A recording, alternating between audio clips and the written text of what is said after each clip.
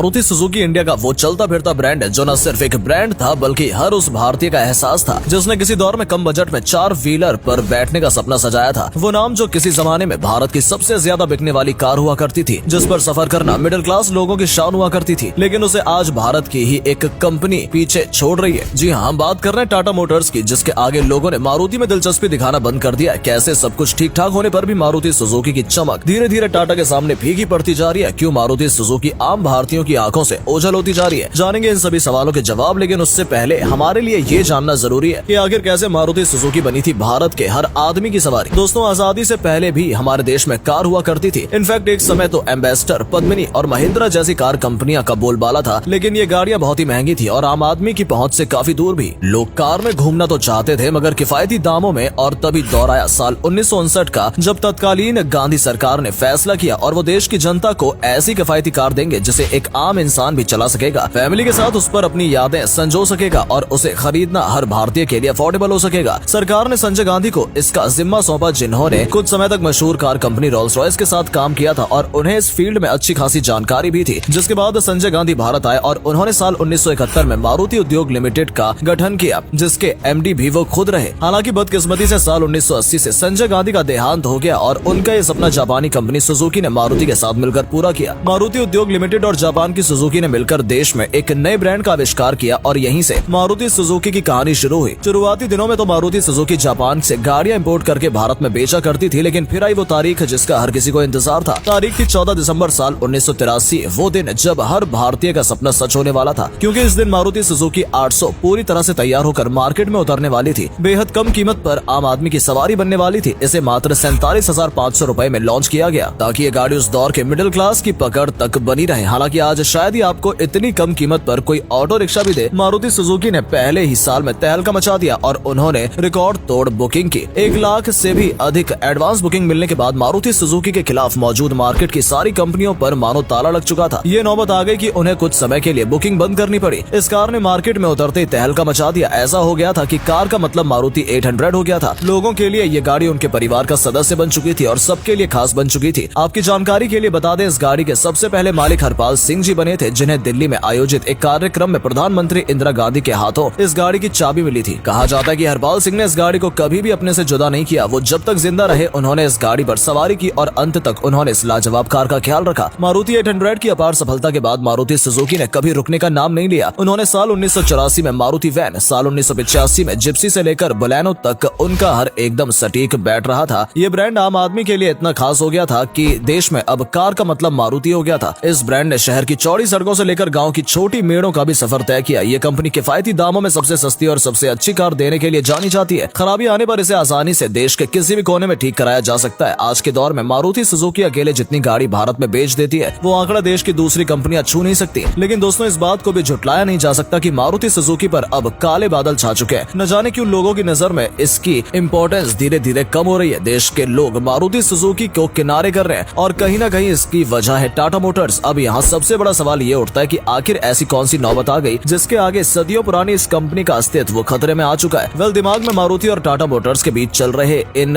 ऊट-पटांग सवालों को जवाब सुनने से पहले आपके लिए ये जानना बेहद जरूरी है कि टाटा मोटर्स की शुरुआत कहाँ से हुई। टाटा मोटर्स का जिक्र होते ही आपके जहन में सबसे पहला नाम आता होगा रतन टाटा, जो कि इस कंपनी के असली कर्ता धर्ता है। ये रतन टाटा ही थे जिन्होंने सबसे पहले साल 1991 में देश की पहली एसयूवी टाटा सिएरा लॉन्च की थी। ये देश की देसी कार कंपनी का सबसे पहला प्रोडक्ट है जिसे लोगों ने खरीदने का तो दम नहीं था, लेकिन देखना हर कोई चाहता था। उसके बाद साल 1994 में टाटा मोटर्स ने लोगों के बीच टाटा सूमो लाई और फिर जब रतन टाटा ने लोगों के बीच टाटा इंडिका को उतारा तो हर कोई उसका दीवाना हो गया। मारुति सुजुकी को किनारे कर दिया जाए तो ये ऐसी पहली कार थी जिसे देश के लोगों ने खूब प्यार दिया। 5 सीटर फैमिली पैक वाली ये लोहा लाठ गाड़ी धीरे धीरे सबकी पसंद बन गई। वेल, रतन टाटा यहाँ पर भी नहीं रुके और उन्होंने उस समय की सबसे पावरफुल गाड़ी टाटा सफारी को लॉन्च किया। इसके बाद साल 2008 में रतन टाटा ने देश के लोगों को वो सौगात दी जिसके लिए हर कोई सालों से आस लगाए बैठा था। उन्होंने बाइक की कीमत पर इंडिया ही नहीं दुनिया की सबसे सस्ती कार टाटा नैनो की पेशकश की। आम भाषा में हम में से कई लोग इसे लखटकिया कार भी कहते हैं, क्योंकि ये सिर्फ 1 लाख में मिल रही थी। हालांकि ये कार पॉपुलर तो काफी हुई, लेकिन वो कमाल न दिखा पाई जिसकी उम्मीद रतन टाटा ने की थी। मगर दोस्तों, वो कहते हैं ना कि इंसान अपनी गलतियों से ही सीखता है। बस रतन टाटा ने भी कुछ ऐसा ही किया और तमाम तकनीकी पहलुओं पर रिसर्च करने के बाद उन्होंने Tata Tiago, Tata Altroz, micro SUV segment में टाटा पंच कॉम्पैक्ट